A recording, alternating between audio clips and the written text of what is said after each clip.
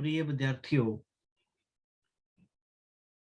मैं शंकर देव शर्मा, प्रवक्ता हिंदी, आज आपके सामने प्रस्तुत हुआ हूँ एक विषय लेकर, जिसका नाम है अलंकार। आज हम अलंकार के बारे में जानकारी प्राप्त करेंगे। बच्चों, जैसे कि आपको पता है, जब हम अपना पाठ्यक्रम पढ़ते हैं और उसका काव्य खंड जब पढ़ते हैं, तो उसमें हमें जब व्याख्या करते हैं किसी भी काव्यांश की, तो प्रसंग, व्याख्या और साथ में विशेष, और विशेष में हमें उस काव्यांश में से अलंकारों का छांट कर उनका चयन करके लिखना होता है। तो आज का जो हमारा विषय इसी के ऊपर आधारित है। बच्चों, मैं आपको बताऊंगा कि अलंकार क्या होते हैं। अलंकार का मतलब, जो शाब्दिक अर्थ है, वो है आभूषण। मनुष्य जो है जन्मजात सौंदर्य प्रेमी है। वह प्रत्येक वस्तु को सुसज्जित एवं अलंकृत देखना चाहता है। इसी तरह से वह अपने कथन, अपने भाव, अपने विचारों को भी शब्दों के द्वारा सुंदर तरीके से जो है उसका वर्णन करना चाहता है, ताकि उसमें विशिष्टता आए और वह प्रभावमयी हो और सौंदर्य की दृष्टि से भी वो सुंदर बने। इसी मनुष्य की इसी ही प्रकृति में जो काव्य है, उसमें अलंकार कहा जाता है।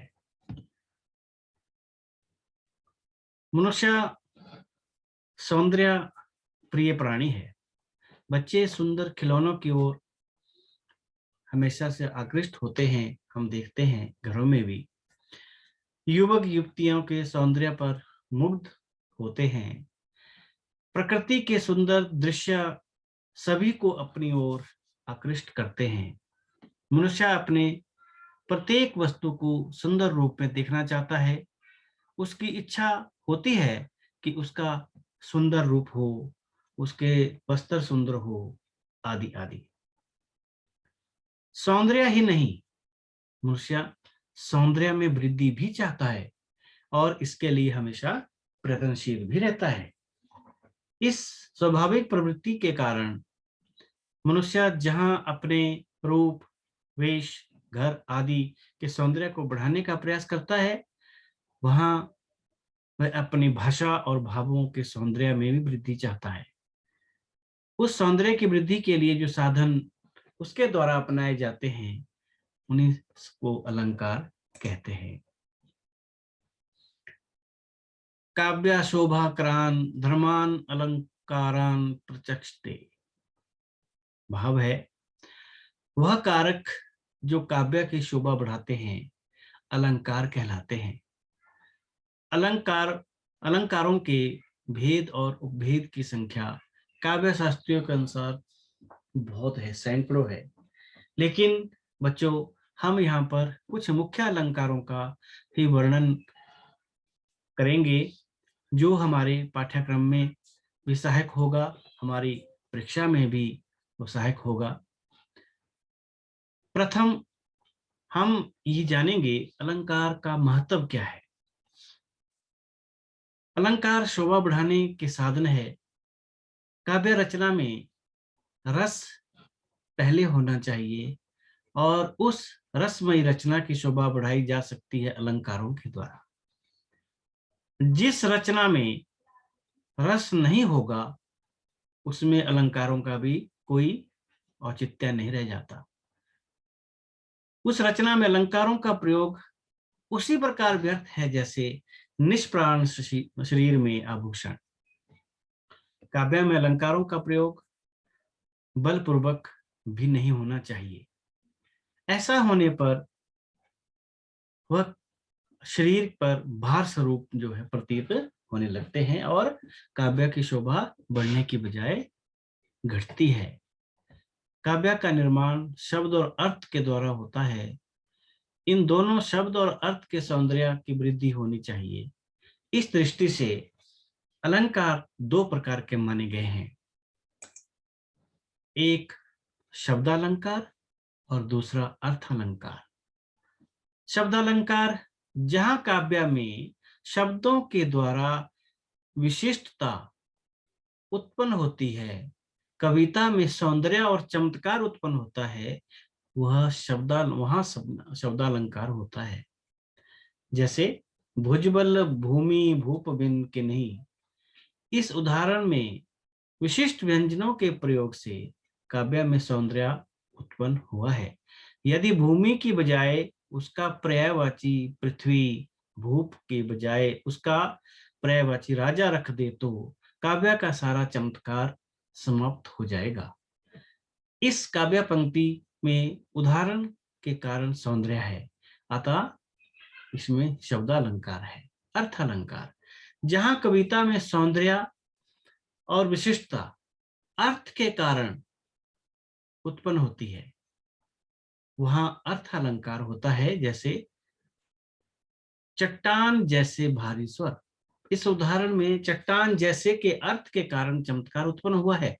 यदि इसके स्थान पर शिला जैसे शब्द भी रख दिए जाएं तो भी अर्थ में अधिक अंतर नहीं आएगा, इसलिए इस काव्य पंक्ति में अर्थ अलंकार का प्रयोग हुआ है। शब्द अलंकार के कुछ भेद हैं बच्चों, उसकी संक्षिप्त जो है जानकारी हम यहाँ पर दे रहे हैं, और अलंग भेदों के साथ साथ उदाहरण के रूप में जो है वो आगे आपको विस्तृत रूप में बताया जाएगा, वो अगले अंक में हम प्रस्तुत करेंगे। यहाँ पर थोड़ी परिचय जो हम अलंकारों के भेदों का जो है करते हैं। पहले शब्द अलंकार के भेद। अनुप्रास अलंकार। बच्चों, जब हम अपने काव्य में किसी भी कविता में वर्णों की कविता की पंक्ति में वर्णों की आवृत्ति को अनुप्रास अलंकार कहते हैं। यानी कि पंक्ति में बार बार वर्णों का आना, एक जैसे वर्णों का आना अनुप्रास अलंकार कहलाता है। वर्णों की आवृत्ति के आधार पर इसके कई भेद हैं। वृत्त्य अनुप्रास, छिका अनुप्रास, लाटा अनुप्रास, श्रुत्य अनुप्रास और अंत्य अनुप्रास आदि इसके भेद हैं। यमक अलंकार। यमक अलंकार एक ही शब्द की आवृत्ति दो या उससे अधिक बार होती है। यानी कि पंक्ति में एक शब्द एक से अधिक यानी कि दो बार या उससे अधिक बार आता है, लेकिन उसके अर्थ, हर शब्द का जो अर्थ है वो भिन्न होता है, तो वहां पर यमक अलंकार होता है। जैसे एक उदाहरण है, कनक कनकते 100 गुना मादकता अधिकाए, वो खाए बोराए जग वो पाए बोराए। मतलब कनक कनक, पंक्ति में एक कनक शब्द दो बार प्रयुक्त हुआ है, लेकिन इन दोनों बार इसका जो अर्थ है वो भिन्न है। पहले कनक का मतलब है धतूरा और दूसरे कनक का मतलब है सोना। यानी कि धतूरा का पान करने से भी आदमी पगला जाता है, पागल हो जाता है, और इसी प्रकार अगर किसी को सोना प्राप्त होता है तो उससे भी उसमें मादकता आ जाती है। तीसरा है श्लेष अलंकार। श्लेष अलंकार, श्लेष का मतलब है चिपका हुआ। एक ही शब्द के कई अर्थ निकलते हैं, यानी कि पंक्ति में वहां पर एक शब्द है और उसके अलग अलग अर्थ जो है सामने आते हैं, तो वह श्लेष अलंकार होता है। ध्यान रखने योग्य बात यह है कि यमक के शब्द की आवृत्ति होती है और एकाधिक अर्थ भी होते हैं, लेकिन जबकि श्लेष में बिना शब्द की आवृत्ति के, यानी कि एक ही शब्द है और उसके एकाधिक अर्थ होते हैं, इसे श्लेष अलंकार कहते हैं। अर्थ अलंकार के भेद। उपमा। उपमा का मतलब सामान्य जो शाब्दिक अर्थ है उपमा मैंने तुलना। यह किसी वस्तु की तुलना सामान्य गुण धर्म के आधार पर वाचक शब्दों से अव्यक्त होकर किसी अन्य वस्तु से की जाती है, उपमा अलंकार होता है। मतलब कि किसी भी वस्तु की तुलना, किसी भी व्यक्ति की तुलना उसके सादृश किसी अन्य वस्तु से की जाए, वह उपमा अलंकार होता है। जैसे पीपर पात सरिस मन डोला। दूसरा है रूपक अलंकार, जहां उपमेय और उपमान में भिन्नता हो और वह एक रूप दिखाई दे। उपमेय और उपमान के बारे में बच्चों थोड़ा सा मैं बताता हूँ। उपमेय होता है जिसकी तुलना की जाती है। उपमा में भी उपमा अलंकार में भी ये चीज लागू होती है। उपमेय मतलब जिसकी तुलना की जाती है, और उपमान जिसके साथ उसकी तुलना की जाती है। लेकिन रूपक अलंकार में क्या होता है कि उपमान के गुण जो है वो उपमेय पर आरोप करते हैं। यहाँ पर तभी इसका रूपक अलंकार नाम है। जैसे चरण कमल बंदो हरिराई। चरण कमल, कमल रूपी चरण, यानी कि भगवान विष्णु भगवान हरि के जो चरण है वो कमल रूपी है, कमल की तरह है। तो यहाँ पर रूपक अलंकार हुआ। उत्प्रेक्षा अलंकार, जहां प्रस्तुत उपमेय में अप्रस्तुत उपमान की संभावना व्यक्त की जाती है, संभावना इनके कल्पना की जाती है, वहां पर उत्प्रेक्षा अलंकार होता है। जैसे वृक्ष ताड़ का बढ़ता जाता, मानो नभ को छूना चाहता। मतलब कहने का मानो, इस उत्प्रेक्षा अलंकार में मानो, जनो जैसे शब्द जो है वो आते हैं। इसी के कारण इसको उत्प्रेक्षा अलंकार, मतलब यहाँ पर संभावना होती है, कल्पना का समावेश होता है, तो उत्प्रेक्षा अलंकार कहलाता है। भ्रांतिमान अलंकार बच्चों, इसका हमारे पाठ्यक्रम में इतना मतलब उपयोग नहीं होता, तो थोड़ा सा हम इसके बारे में जान लेते हैं। जहां समानता के कारण उपमेय में उपमान की निश्चयात्मक प्रतीति हो और वह क्रियात्मक परिस्थिति में परिवर्तित हो जाए, वह भ्रांतिमान अलंकार होता है। अगला संदेह अलंकार। संदेह का मतलब संशय, जैसे शब्द से ही ज्ञात हो रहा है।